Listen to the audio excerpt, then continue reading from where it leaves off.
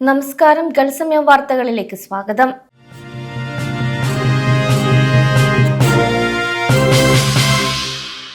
യുഎയുടെ വിവിധ ഭാഗങ്ങളിൽ ഇന്ന് രാവിലെ മുതൽ ശക്തമായ മഴയും കാറ്റും തുടരുന്നു. സരായത്ത് സീസണിന്റെ ഭാഗമായാണ് ഈ അപ്രതീക്ഷിത കാലാവസ്ഥാ മാറ്റം ഉണ്ടായിരിക്കുന്നത്.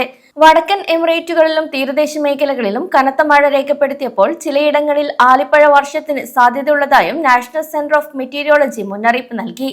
മാർച്ച് പകുതി മുതൽ മെയ് ആദ്യം വരെയാണ് സരായത്ത് സീസൺ. പുലർച്ചെ മുതൽ ദുബായ്, ഷാർജ, അല്ലൈൻ എന്നിവിടങ്ങളിൽ ആകാശം ഇരുണ്ടുമൂടുകയും ഇടയ്ക്കിടെ ശക്തമായ മഴ പെയ്യുകയും ചെയ്തു. അടുത്ത 2 ദിവസങ്ങൾ കൂടി ഈ അസ്ഥിരമായ കാലാവസ്ഥ തുടരുമെന്നും വെള്ളിയാഴ്ചയോടെ സ്ഥിതിഗതികൾ സാധാരണ നിലയിലാകുമെന്നും NCM അറിയിച്ചു. മഴയെ തുടർന്നുണ്ടാകാൻ സാധ്യതയുള്ള വെള്ളപ്പൊക്കം നിയന്ത്രിക്കുന്നതിനും അടിസ്ഥാന സൗകര്യങ്ങൾ പരിപാലിക്കുന്നതിനുമായി UAE-യിലുടനീളം അടിയന്തര ടീമുകളെ വിന്യസിച്ചിട്ടുണ്ട്. അമേരിക്കൻ പ്രസിഡന്റ് ഡൊണാൾഡ് ട്രംപ് ഇറാനുമായി വെടിനിർത്തൽ പ്രഖ്യാപിച്ചതിന് തൊട്ടു പിന്നാലെ സൗദി അറേബ്യയ്ക്ക് നേരെ വ്യാപകമായ ഡ്രോൺ ആക്രമണ ശ്രമം ഉണ്ടായതായി റിപ്പോർട്ട്. പുലർച്ചെ സൗദിയിലെ എണ്ണപ്പാടങ്ങളെയും പ്രധാന നഗരങ്ങളെയും ലക്ഷ്യമിട്ടെത്തിയ 39 ഡ്രോണുകളെ സൗദി സൈന്യം ആകാശത്ത് വെച്ച് തന്നെ തകർത്തു. റിയാദിനെ ലക്ഷ്യമാക്കി വന്ന 2 മിസൈലുകളും സൈന്യം പ്രതിരോധിച്ചു. ട്രംപിന്റെ സമാധാന നീക്കങ്ങൾക്കിടയിലും ഇത്തരം ആക്രമണങ്ങൾ ഉണ്ടായത് മിഡിൽ ഈസ്റ്റിൽ വീണ്ടും ആശങ്ക വർദ്ധിപ്പിച്ചിരിക്കുകയാണ്. നിലവിൽ സൗദി സൈന്യം അതീവ ജാഗ്രതയിലാണ്. സൗദി വ്യോമ പ്രതിരോധ സേനയും റോയൽ സൗദി എയർഫോഴ്സും ചേർന്ന് നടത്തിയ അതിശക്തമായ ഓപ്പറേഷനിലൂടെയാണ് വൻ ദുരന്തം ഒഴിവാക്കാനായത്. രാജ്യത്തെ സുപ്രധാന എണ്ണ ഉൽപാദന കേന്ദ്രങ്ങളിലെ ലക്ഷ്യം വെച്ചായിരുന്നു ഈ ഡ്രോണുകൾ എത്തിയത്. ഇത് ആശങ്ക ഉയർത്തി. തിങ്കളാഴ്ച ഉച്ചയ്ക്ക് ട്രംപിന്റെ വെടിനിർത്തൽ സന്ദേശം പുറത്തു വന്നതിന് പിന്നാലെ തന്നെ പശ്ചിമേഷ്യയിൽ ആക്രമണങ്ങൾ ആരംഭിച്ചിരുന്നു.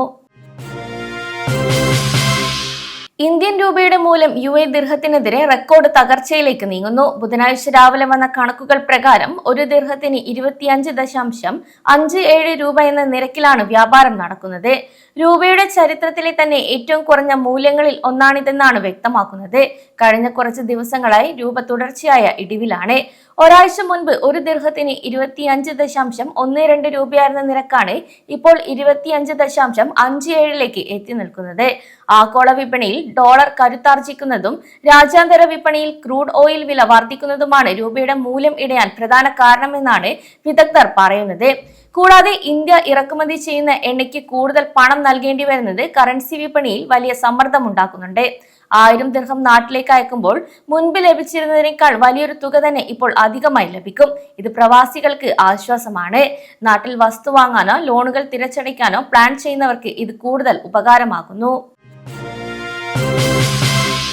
UAE-യിൽ തുടർന്ന അസ്ഥിരമായ കാലാവസ്ഥയെ തുടർന്ന് ദുബായിലെ സ്വകാര്യ വിദ്യാഭ്യാസ സ്ഥാപനങ്ങൾക്ക് ഏപ്രിൽ 3 വെള്ളിയാഴ്ച വരെ ഓൺലൈൻ പഠനം തുടരാൻ നിർദ്ദേശം നൽകി. ദുബായിലെ സ്കൂൾ റെഗുലേറ്ററായ KHDA ആണ് ഇക്കാര്യം ഔദ്യോഗികമായി സ്ഥിരീകരിച്ചത്. കുട്ടികളുടെ സുരക്ഷ മുൻനിർത്തിയാണ് ഈ തീരുമാനമെന്ന് അധികൃതർ വ്യക്തമാക്കി. ദുബായിലെ സ്വകാര്യ സ്കൂളുകൾ, നഴ്സറികൾ, സർവകലാശാലകൾ എന്നിവയ്ക്കെല്ലാം ഈ നിർദ്ദേശം ബാധകമാണ്. കാലാവസ്ഥാ വെല്ലുവിളികൾ നിലനിൽക്കുന്ന സാഹചര്യത്തിൽ വിദ്യാർത്ഥികൾ സ്കൂളിലേക്ക് യാത്ര ചെയ്യുന്നത് ഒഴിവാക്കാനാണ് ഈ നീക്കം. കൂടാതെ ഇനിയൊരു അറിയിപ്പുണ്ടാകുന്നതുവരെ ക്ലാസുകൾ ഓൺലൈനായി തുടരാനാണ് തീരുമാനം. വിദ്യാഭ്യാസ മനുഷ്യവികസന കമ്മ്യൂണിറ്റി കൗൺസിലിന്റെ പ്രഖ്യാപനം അനുസരിച്ചാണ് KHDA ഈ ഉത്തരവ് പുറത്തിറക്കിയത്. ചില പ്രമുഖ സ്കൂൾ ഗ്രൂപ്പുകൾ ഏപ്രിൽ 3 മുൻപ് തന്നെ സ്കൂളുകൾ തുറക്കാൻ അനുവാദം ചോദിച്ച് KHDA സമീപിച്ചിട്ടുണ്ട്. അതിനാൽ നേരത്തെ തുറക്കാൻ ആഗ്രഹിക്കുന്ന സ്കൂളുകൾ KHDAക്ക് രേഖാമൂലം അപേക്ഷ നൽകണം. സ്കൂൾ തുറക്കേണ്ടതിന്റെ സാഹചര്യം വ്യക്തമാക്കുന്ന കൃത്യമായ ന്യായീകരണങ്ങൾ അപേക്ഷയിൽ ഉണ്ടാകണം. കൂടാതെ ഓരോ സ്കൂളിന്റെയും അപേക്ഷകൾ വ്യക്തിഗതമായി പരിശോധിക്കും. എല്ലാവർക്കും പൊതുവായ അനുമതി നൽകില്ല.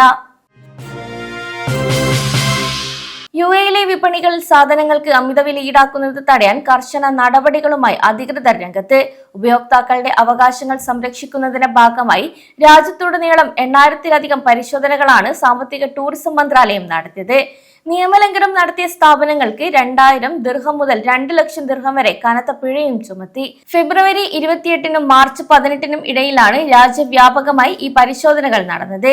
നിലവിലെ പ്രത്യേക സാഹചര്യങ്ങൾ മുതലെടുത്ത് സാധനങ്ങൾക്ക് വില വർദ്ധിക്കുന്നത് തടയുക എന്നതാണ് മന്ത്രാലയത്തിന്റെ ലക്ഷ്യം.